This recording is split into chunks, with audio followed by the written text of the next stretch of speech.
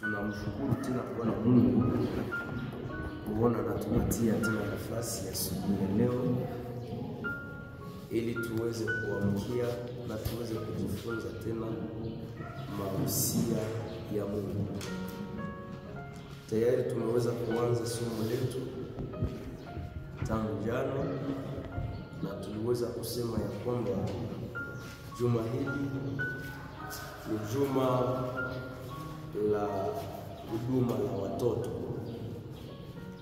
na tuliweza kutanguliza ya kwamba tunapenda kwa mwisho wa juma hili tuweze kufikia kiwango ya kuwa jamaa ya Kristo ambayo inakuwa msingi wa matumaini na salama. Amen. Ni ile ndiyo somo ambalo tuko tunalizungumzia na tulilianza jana. Tulisema somo letu linasema juu ya jamaa la Kikristo kuwa nafasi ya salama na matumaini. Amen.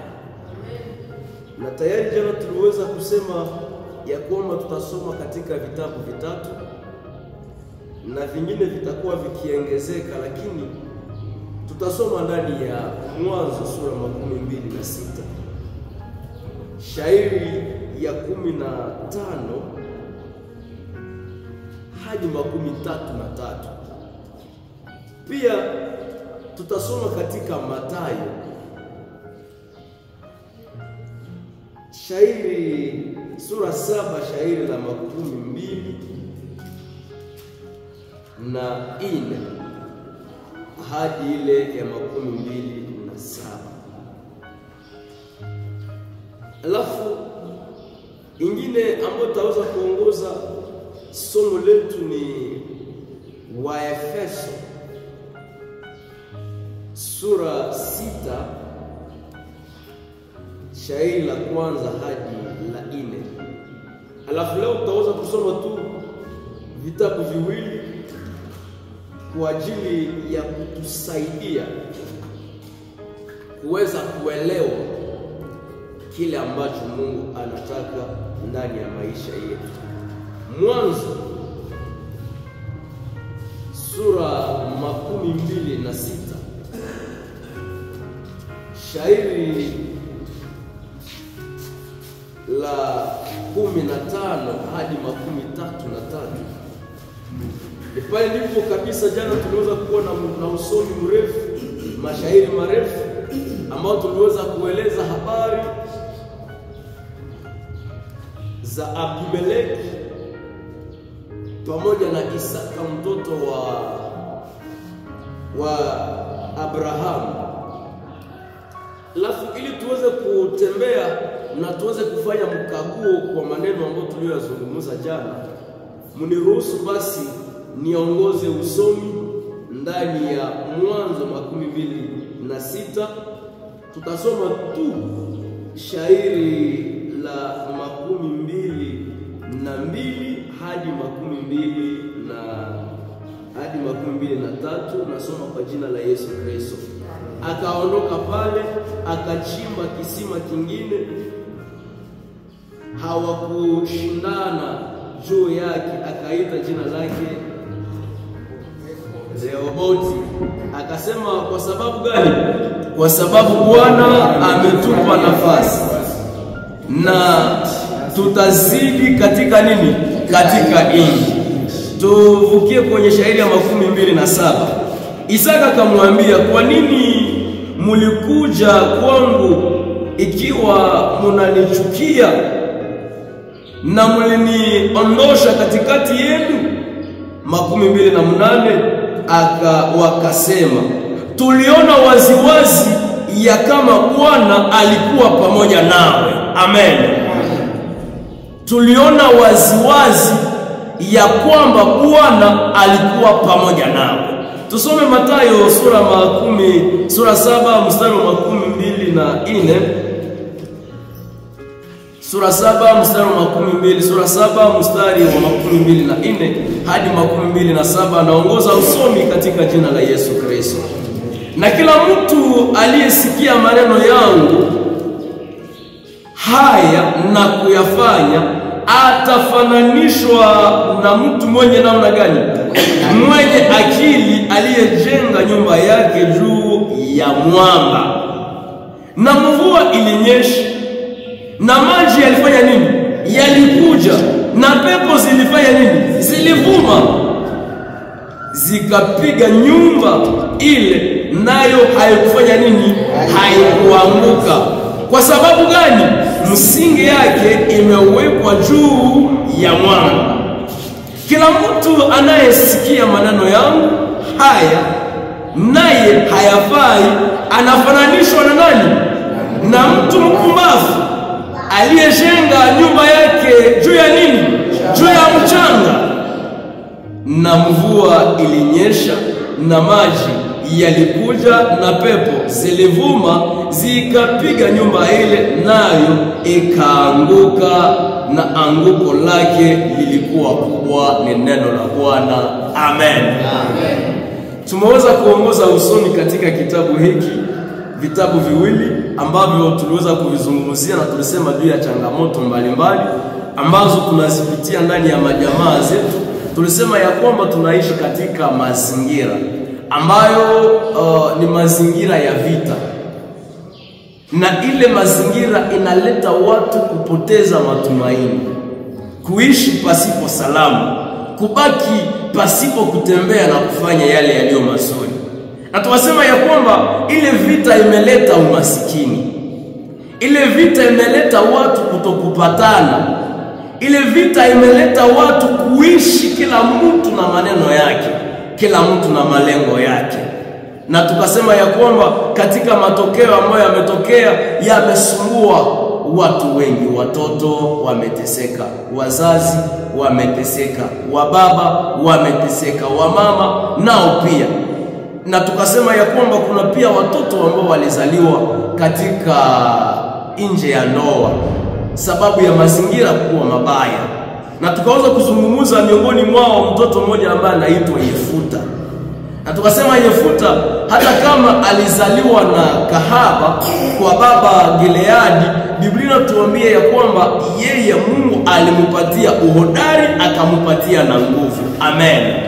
Na ni pale ndipo tulisema haijalishi ulizaliwa namna gani, wewe ni chaguo la Mungu. Amen. Na tukasema ya kwamba kuna watoto wengi ambao wanaishi matokeo mabaya ya wazazi. Sababu zamani wazazi waliishi katika mizozo, wazazi waliishi katika divorce, wazazi waliishi katika mambo mabaya, ikawaleta kuishi matokeo mabaya. Lakini yale yote yasiache unafanya nini? Unamwacha Bwana. Yale yote yasiache unamsahau Mungu. Na ni pale ndipo tuliweza kueleza sababu ya kuhusu historia hiyo ya Isaka ambaye alikuwa mwana wa Abrahamu. Biblia inatuambia ya kwamba alitoka akaenda kuikaa nafasi moja wanaita Gerari. Na alipofika pale, Biblia inatuambia ya kwamba Mungu akamsaidia, Mungu akamkumbuka. Na alipomkumbuka, mfalme akakutana ya kwamba mahali pale kuna mto. Na alipoingia, tukasema ya kwamba aliingia pamoja na mke wake Rebeka. Alafu wakati walipokuwa wakizungumza, tukasema ya kwamba aliambia watu wa Filistini, akasema ya kwamba yule Rebeka si mke wake, lakini nani? Ni dada yake. Yengine Biblia ikatuambia kwamba alikuwa anamuita ndugu yake. Alafu wakaishi. Siku moja mfalme Abimeleki, Biblia inatuambia ya kwamba akatazama kwa dirisha, akaangalia mdirisha, akakutana ya kwamba yule Isaka yuko wanacheza pamoja na Rebeka. Akasema hakuelewa, akaenda watafuta, akasema mbona uliniambia ya kwamba huyu ni ndugu yako? Tena namna jinsi mnatembea hapa haionekane kama ni wandugu. Ulinifanyisia kitu hiki sababu gani? na tukasema ya kwamba ni pale ambapo mizozo ilifanya nini? Ilianzia. Na wakati mizozo ilipoanza, kitu ambacho kilimsirikisha sana Abimeleki, alisema nini? Wewe unatafuta acha dhambi na ingia katika nini? Katika nchi hii. Alafu unajua jinsi uko mtoto wa Mungu, uko mtumishi wa Mungu, tena unajituma kutudanganya. Inafikaka wakati ambapo mtumishi anaishi, wanajua ya kwamba kuna vitu kidogo kidogo hapasha tena kuvifanya. Alafu unashangazaka sana hata na mtu ambaye hayaamini anapokutana na Mkristo naye anafanya nini? Anaishi kama na wao. Je, ndani ya makanisa haitufikiake wakati fulani ambapo wewe ni Mkristo lakini unaishi kama wapagani? Mfano hata kwenye soko unapunguzisha, kusema urudishe reste na useme bwana hizi njoo pesa zizirudie, zinabakia kule. Corruption, tufanye hivi kitu wanapita katika hila. Imani tu kama na vile vinakuwaka. Alafu katika historia tukutana ya kwamba ile wakati, sababu mke wa Isaka, Biblia inasema ya kwamba alikuwa ni mrembo sana, mfalme akasema kusiku wake mtu matafanyaka nini? Mwatamgusaka. Akaishi. Alafu kilichoshangaza katika siku zile ni kuona ya kwamba ile wakati Isaka alipokuwa Gerari, akapanda naye mimea na Mungu akafanya nini? Akamubariki. Akaanza ufugo na ukafanya nini? Ukaendelea. Alipoangalia ya kwamba anaendelea, alianza hiki kinaendelea, anaanza na kingine kinaendelea, konflikti yaendelea. Akasema wewe unakuja huko mgeni, na baada ya kuwa mgeni tena wewe ndio unakuwa na mali nyingi kutuzidia sisi. Biblia inasema nini? Akamfukuza. Inaweza fika, na nipanjo tulisema jana, inaweza fika wakati unaingia katika kazi fulani na Mungu anakusaidia, unabarikiwa. Usipokuwa na upambanuzi na kujifunza namna ya kuishi na watu, unaweza kufukuzwa kazini. Unaweza kuwa chanzo cha mapomoko sababu wewe ulijiweka kwa utaratibu. Tulizungumza tukasema ya kwamba ile ilionekana. Alafu kilichonishangaza wakati walipomfukuza havikuishia pale. Na baba Abrahamu wakati zile walikuwa wanakuwaka na utajiri kupitia vijito vya maji ambayo kwa lugha ya Kinande Budemo wanaita likuru kama tunajua vile. Alafu ile kitu ile njoo ilikuwa na wapatiaka pia utajiri. Kinachoshangaza wakati sawa ametengeneza kule kwenye bonde kwenye walikimbiliaka, wametengeneza kwa zingine na zingine wanazikutana za baba yao, nao wale wa Filistini wanakuwa wanafanya nini? Wanazifunika. Inaweza fika wakati ambapo na mitego yako yenye uliwazia takuletea pesa, adui anafanya nini? Anaifuata. Je, tutamwacha Mungu sababu adui ameifuata? Ama ni lazima tuweze kuwaleta waseme namna jinsi tumetoka soma kwa hii shairi ambalo nimetoka kuishi hapa, ambalo nasema tumejua ya kwamba wewe kabisa, tumeona waziwazi ya kwamba wewe ni mtoto wa Mungu. Haleluya. Maombi yangu asubuhi ya leo kabla tuweze kuendelea, Bwana akulete, akufunike na damu ya mwana wake Yesu, na ijulikane ya kwamba ulikubaliaka siku moja Yesu kuwa Bwana na Mwokozi wa maisha yako. Siku zikaendelea katika historia hii ambayo tumeweza kuisoma. Siku zikaendelea, Abimeleki akakwenda akasema, ndio tumeona ya kwamba waziwazi wewe ni mtoto wa Mungu. Sasa tunahitaji mapatano ili kuwa uhusiano kati ya sisi na wewe. Abimeleki ni mfalme, haiko mtu bulebule. Ni kusema ya kwamba akisema anataka upatano, amesema ya kwamba anataka nchi nzima iweze kupatana na jamaa. Ni sawa jinsi rais wetu wa Jamhuri ya Kidemokrasia ya Kongo anasema nataka upatano na nchi letu la Rwanda. Ni kusema ya kwamba amekubali sisi Wakongomani kuweza kuhusiana pamoja na wanani, na watu ambao wanaishi Rwanda. Aliposema ile akaelewa ya kwamba atatuzidishe mizozo haitaleta suluhisho, atatuzidishe mipango mbalimbali haitatusaidia kukitu. Kinaweza kutusaidia ni mapatano. Pasipo mapatano hakuna kingine kinaweza kuendelea mbele, hakuna. Alafu wakati alipoelewa kama jambo lile, Biblia inatuambia ya kwamba wakafanya karamu,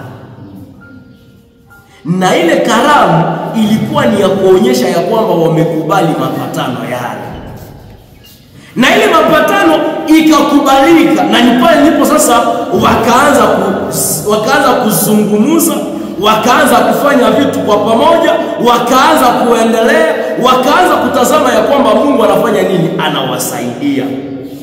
Alafu tumeweza kuleta shairi mbili. Sababu gani? Kati ya hii kitabu ya Mwanzo na kitabu hiki kia Mathayo, ni nini ambayo tunatafuta pale? Tunapenda asubuhi ya leo tuweze kukazia kitu kimoja ambacho tukikielewa tutabariki jina la Bwana. Amen. Na ile kitu kinasema kujenga jamaa juu ya msingi wa kweli. Amen. Kujenga jamaa juu ya nini? Ya msingi wa kweli. Kusema Isaka aweze kufikia neema ya kukuwa mtu kabambi mahali alipokwenda ni sababu ndani ya jamaa mulikuwa nini? Msingi. Msingi ndio fondation. Msingi ndio inaanzaka nyumba. Ukatia msingi mbaya, umeelewa ya kwamba na nyumba umeifanya ya mbaya. Jamaa letu linahitajika kukuwa na msingi mzuri ili liweze kujenga salama, ili liweze kujenga matumaini, ili liweze kuleta watu kuvutiwa, na wakati watu wanapoona baba waseme ni hili ndilo jamaa inahitajika kuigwa.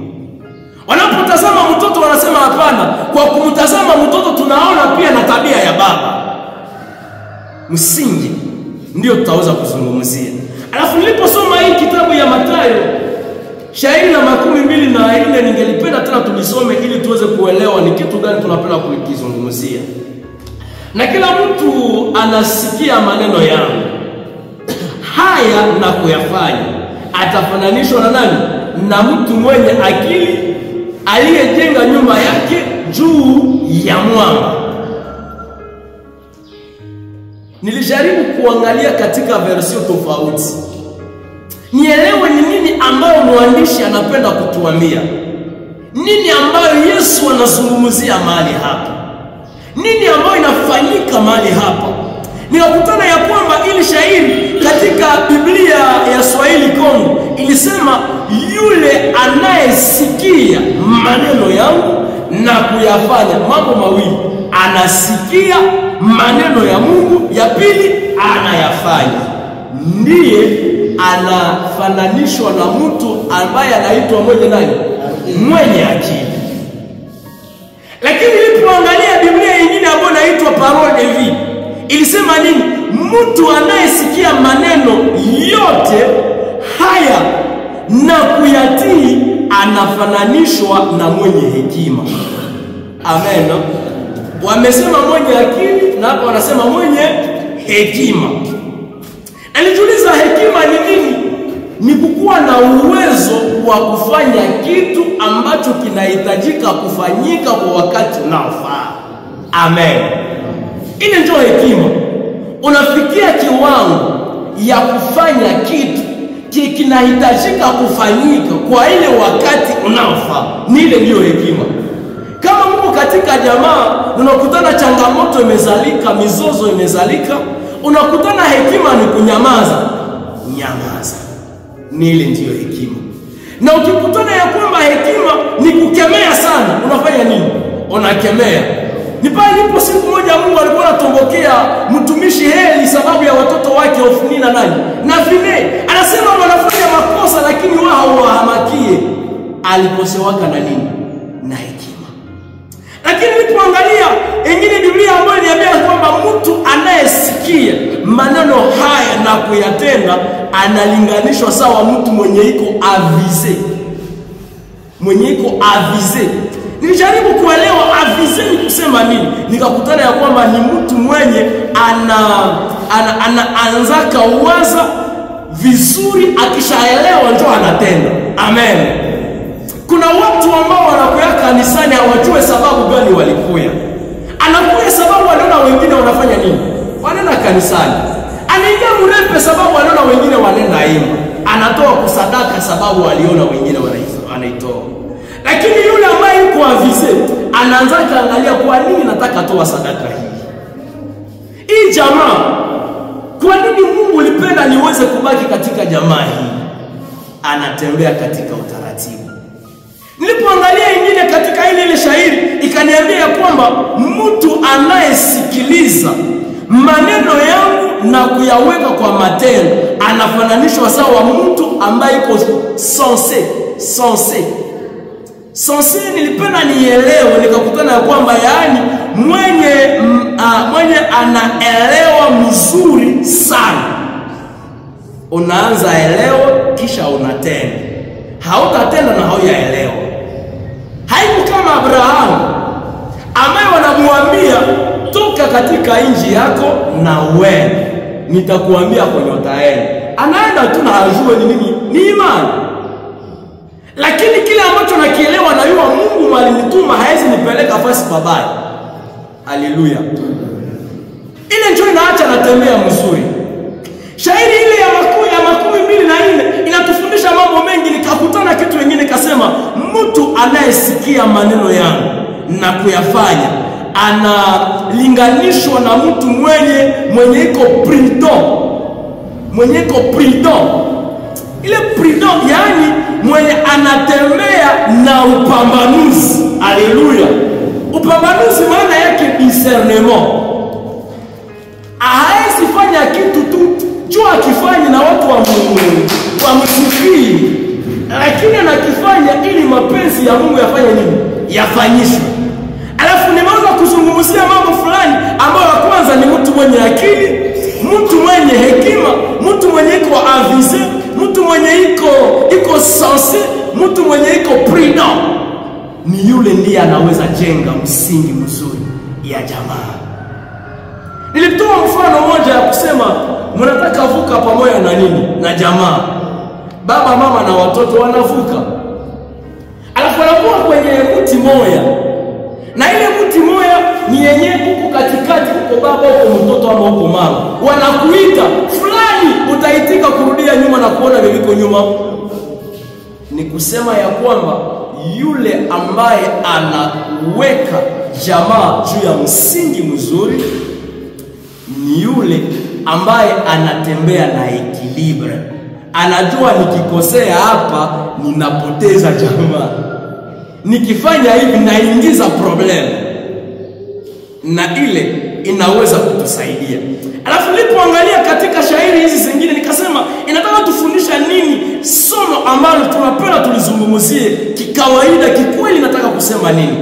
Nikakutana ya kwamba mashairi haya ambao tumeweza kuyasoma inasemeka na mambo makubwa mawili.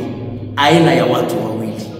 Aina ya mtu wa kwanza ni mtu ambaye anasikia ama anasikiliza neno, baada ya kulisikia analifanya. Lakini aina ya mtu wa pili ni yule ambaye anasikiliza neno lakini hatafanya nini? Hataweka kwa matendo. Sijua aina mbili zile. Alafu katika aina zile mbili nikakutana tena Biblia inasema ya kwamba kuna kusikia na kuna kusikiliza. Haleluya. Kusikia ni nini na kusikiliza ni nini? Kusikiliza ni wakati unaona tu maneno nasemeka, haijalishi ujue inasema nini, haijalishi ujue inalenga nini, ambapo ulisikiliza. Lakini yule aliyesikia ni mwaliweza kudeshifre message na kuiweka kwa matendo. Haleluya! Ni ile. Alafu yule aliyesikia na kuweka kwa matendo ndiye ataitwa mwenye akili. Na yule aliyesikia lakini hayaweka kwa matendo ataitwa mpumbavu. Si mambo mawili yale? Mambo mengine mawili ambayo niliweza kuyakutana katika shairi hizi ambazo tumeweza kuzisoma. Nikakutana ya kwamba kuna pia aina mbili za msingi. Msingi ya kwanza ni nini? Ambao tunaweza kupata pale. Tulipata ya kwanza kuna mchanga, na ya pili ni nini? Ni mwamba. Kuna wale ambao wanajenga kwenye mchanga na wengine wanajenga kwenye nini? Kwenye mwamba. Mambo yale yanasemeka. Alafu hata kama mambo yale yanasemeka, kuna pia mambo matatu ambayo yanaweza kufika katika maisha ya mtu. Wakasema ya kwanza ambayo inaonekana kwenye shairi la makumi 26 na kuendelea. Biblia inatuambia kwamba kutatokea vitu vitatu. Cha kwanza kutatokea mvua. Cha pili kutatokea maji. Na cha tatu kutatokea upepo unaovuma sana. Haleluya. Si ni vitu vile vitatu ambavyo vinasemeka. Aha, nilijaribu kuvielewa nikasema vinataka maanisha nini katika maisha yetu. Kwa nini Yesu aliweza kuelezea wanafunzi wake mambo haya? Anasema juu ya aina mbili za watu. Anasema juu ya aina mbili za watu ambao tumesema wa kwanza ni mtu ambaye anajenga kwa mchanga na mtu mwenye anajenga kwa mamba. Tena akasema ya kwamba yule mwanajenga kwa mwamba ataitwa mwenye akili, mwanajenga kwa mchanga ataitwa mwenye nini? Mpumbavu. Yesu alikuwa anazungumzia mambo fulani ambayo anasema nini? Msingi ndio unaonyeshaka aina ya nyumba mtu atakayoijenga. Amen. Amen. Haleluya. Amen. Ukapenda uyue kama mtu huyu anataka jenga nyumba ya namna gani, unaonaka tu nini?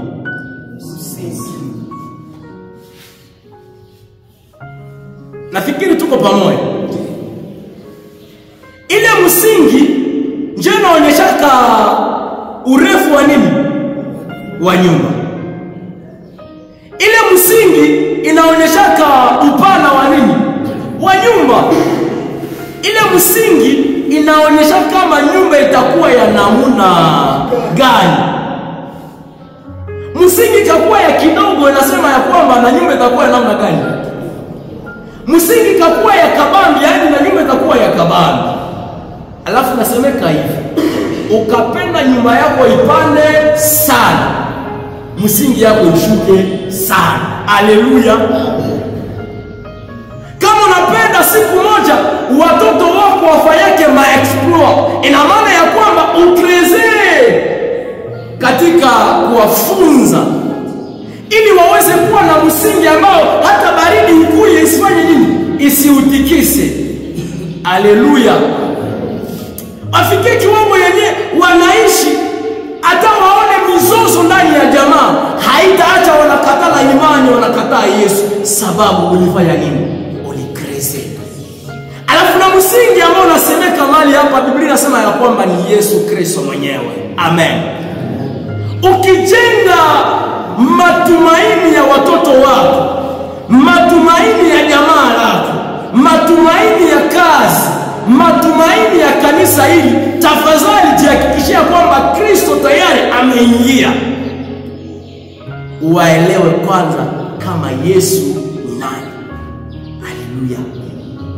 Wanapoelewa ya kwamba ni Yesu ndio msingi wa kweli na chanzo cha matumaini, hautaonaka mtu wa kusumbua.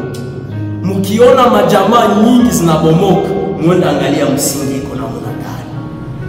Pengine mke aliendaka Mungu nyumba ndipo asimanisha shitesekea yangu, acha niende nishurungie na mateso ishie pale. Kumbe sana fika kule katika unyuma na kutana kwa nini? Realite. Anakuwa obligé anarudia. Alafu mchanga ambao nasemeka mali hapa ni nini? Ni wakati mtu ameweka tumaini katika vitu vingine visivyokuwa Yesu Kristo. Haleluya. Kuna wale ambao wamesema ya kwamba kuona gisi baba ameuza hiki, amenunua na hiki, amekuwa na hiki, ina maana ya kwamba kesho yangu iko nzuri. Bahati mbaya vita inakuya, vinaenda na msingi na bomoka. Kuna watu ambao wametumainia maombi sana. Wanasema fulani akiniombea ninapona. Ni msingi ambao haijengwi juu ya nani? Ya Yesu. Kama tunapenda maisha yetu iweze kuwa vizuri, tujihakikishie kwamba misingi ya jamaa, misingi ya kazi tumeijenga juu ya nani? Ya Yesu. Alafu kitu kimoja ambacho kinaweza kunishangaza, wakati nilipokuwa nikifikiri juu ya msingi, nikakutana ya kwamba haiwezekani mtu aanze fondation na haya malizaka plan. Haleluya. Inaweza wezekana wazazi, unaanza fondation na hauna plan ya hili nyumba. Haiwezekani. Lakini lazima upate nini? Plan ya nyumba. Ujue itakuomba gharama gani. Baada ya kujua ile gharama, ndipo utafanya nini? Utaanza mekikisha kaisha katika mafikiri. Haleluya. Hata na mbinguni ndio vile vilikuwaka pamoja na Mungu. Biblia inatuambia ya kwamba kabla msingi iweze kuwekwa ya dunia hii, Mungu aliweza kufanya vitu vitatu. Cha kwanza, alitujua. Cha pili, alitutakasa. Na cha tatu, alifanya nini? Alituweka kando. Haleluya. Wale ambao wanaweza kutuelewa vizuri, tulete mfano ya mtu ambaye anatafuta, hata tulete hii bafle ama moto ama gari, ingali katika izini. Concepteur ama créateur wa ile izini anaikalaka, anawaza nataka tengeneza nini na itaresoudre defi gani na nitaipeleka katika eneo gani. Tuko pamoja? Na ni vile ndipo tunaweza sema na Mungu nani kalaka. Akasema nataka tengeneza nani na ataenda wapi na sababu gani na taweza kuresoudre defi gani. Kabla tuweze kuendelea na kuhakikishia kwamba wewe ni wa samani machoni pa Bwana. Usijizarau. Na mtu akwambia hautawezaka, mkumbushe tu habari ya Yoshua ambaye anasema Mungu alisemaka ananijua. Na sasa nijuaka, Yoshua anasema sitakuachaka na sitakuachiliaka, na vyote utafanyaka nitafanyaka viwezekane na maisha itaendelea. Njoo Yesu vile alisemaka. Alafu katika ile wakati ameshatengeneza kitu mmafikiri, anaanza jiuliza kitaomba nini ndio kifanyike. Haleluya. Anayua kitaomba hiki na hiki na hiki na hiki na hiki. Nitaanza siku gani? Anapanga plan yote. Kiasi anaanza tengeneza. Sasa ameshatengeneza, ni lazima aiwe kama vilikuwa mafikiri yake vimefanya nini? Vimetekelezwa. Tuko pamoja? Anaangalia na kutana halikuwa jinsi alikuwa anapenda afanye. Anafanyaka tena nini? Tesa na bomolaka. Angalie tena kama ile mafikiri yenye iko kichwa yake itatimilika namna gani. Wakati atakapo angalia imetimilika, ni pale wanaandika kataloge. Anasema hii kitu kinaweza tembea kwa utadi kilomita.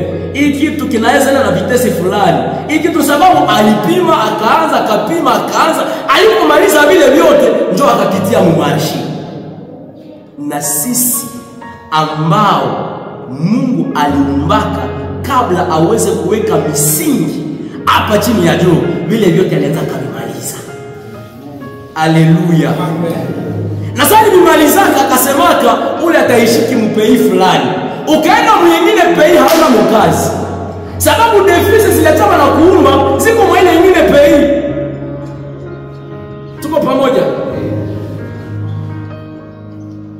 Jambo hili linaweza kutusaidia. Unarisikia kuletea watu mamoto na wanaishi kwenye kwake barabara. Moto itawasaidia kwa nini?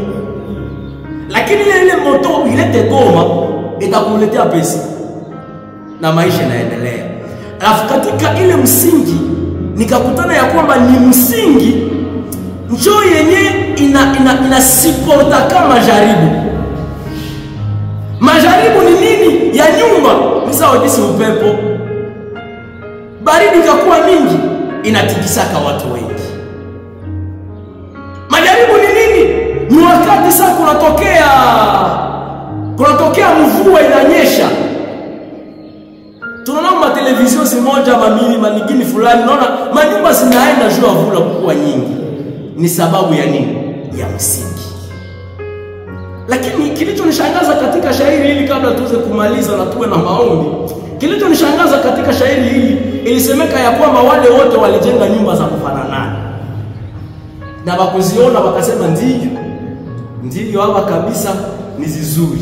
Mesaya majaribu ndio na yao malijenga kumsingi ya kweli na malijenga kumsingi ya haleluya. Nataka kumwambia mtu ya kwamba hata watu wakupige vita katika dunia hii isikutoshe, sababu Mungu anakupenda.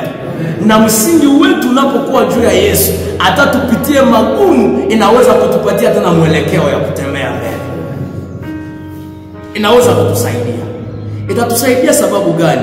Ni ile msingi ndio inatusaidia. Alafu jamaa ambalo limeweka msingi yao juu ya Kristo, wanaweza jua mapoe fort za wengine na mapoe faible za wengine. Unaweza jua aka kitu nikakatia hapa hakata resiste kubaridi, lakini kakatia hapa kata resiste kwa hii kitu. Ina maana ya kwamba mnaweza ishi ndani ya kazi, mnayua fulani hayue informatiki, lakini ikifika wakati wanatafuta mwatasema anayua ongea. Haleluya. Ni kusema ya kwamba kama kitu kimekushinda, haiko mwisho wa dunia. Kuna yale ambayo yamekushinda, lakini na wewe kuna yale ambayo umeweza wengine wameishindwa. Amen. Inaweza kutusaidia. Alafu katika maisha ya mtu ni sawa jinsi mikono hii. Na kamata jamaa ni kama mikono hii miwili. Na kamata kazi, sababu jana tulisema ya kwamba na kazi ni nafasi ya jamaa. Tulisema shuleni ni nafasi ya jamaa. Mahali pote ambapo tunaishi nafasi ya jamaa. Huyu amekutanana, basi ulifanya komandi ushukua mfamili yuko ndani. Si hapana. Mungu tu kwa neema amekutia ndani. Unakuja unakutana hapo, unafika mjamaa. Huyu naye anakuja anafika wapi? Mjamaa. Na huyu anakuja anafika mjamaa. Alafu tuelewe ya kwamba kila mtu anakuwa na makalite zake. Makalite, kila mtu anakuwa na nini? Na kalite. Bia anawezaka. Hakuna mwenye hana kiawezaka. Na ile njoo tunaacha tunashukuru Mungu. Lakini hata kama kila mtu kuna makalite, metena kila mtu kuna mapoe faible. Haleluya. Mchungaji naweza kuwa sijui mhubiri lakini anajua kuimba. Naweza kuwa sijui kuimba lakini kaistari na mie vitu vinakuwa mzuri. Ndio maana kama mtu anashindwa kile unafanyaka usimdharau, lakini umuunge mkono na umsaidia kwa wasamani katika jamaa. Alafu hii mapoe faible zetu na hii mapoe fort zetu tunapokutanana ndani ya mavikuni, ndani ya kanisa, ndani ya jamaa, mahali ambapo tuko tukasema tunajenga, nitasimu uongozi kuja hapo mbele kidogo. Tunakamata huyu ni nini? Na huyu mwingine, na mwingine tumekutanana. Si vile? Alafu shebo tunajenga juu ya nini? Ya makalite. Na tunashikosatre kila mtu na kalite. Wewe kazi yako unapenda utusepare. Bwana naka tunaendelea unasema wabaki fotu ni waachanisha. Na ndio kazi ni shetani alipia kufanya kwa hii dunia. Biblia tuambia kwamba yeye alipia kutosha watu ambao wanapatana waachane. Mizozo ilikuwa msikake malengo sasa. Tunakutana mama yuko na vizio yake, papa vizio yake, mtoto yake, hatujui kwa tunaenda. Alafu tunasema tafadhali tushikie shewote fasi moja. Tunajenga. Wewe uone kama utatuachanisha namna gani. Nitakonsantre kwa kalite na nakonsantre kwa kalite. Alafu wewe unakuwa kutuachanisha. Twende, uone mimi utatumia. Ametuachanisha atuachanisha. Njoo nakutanaka mtu anasema mimi sifikake mwaele kwa ya juu fulani alibebeshaka mimi. Mie siende kwa ile kanisa juu pastor wewe ni wa hivi. Mie yako zake masababu. lakini ukaelewa jinsi point fort yako inaweza enda accomplir point faible ya mwingine, tunainuana na anainua tunaendelea. Alafu tuangalie jinsi tunajenga jamaa letu. Ule naelewa jinsi uko na point fort na uko na point fort, umekuwa na point faible. Baba anasema nikikuwa ninasema mambo ambayo mke wangu anayafanya nyumbani, itaweza kutuletea haya. Inanibakilia pale nijenge nini? Niweze kumfichikia nini aibu.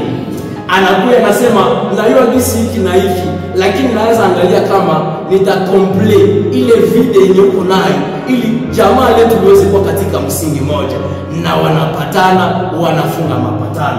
Adui tena kuja basi tutenganishe, na tuone kama maneno yanatembea namna gani. Tunaona nimeachana ama tuachane? Tumeachana tuachane. Na tukipenda kufanya kitu pamoja, kitawezekana ama kitashindikana?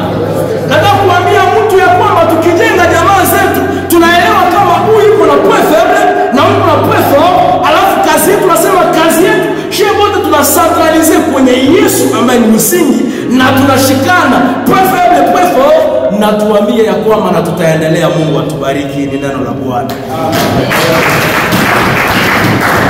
Alafu kabla niweze kutoka hapa, nitakusihi tuweze kushimama na tutaweza kuwa na maombi.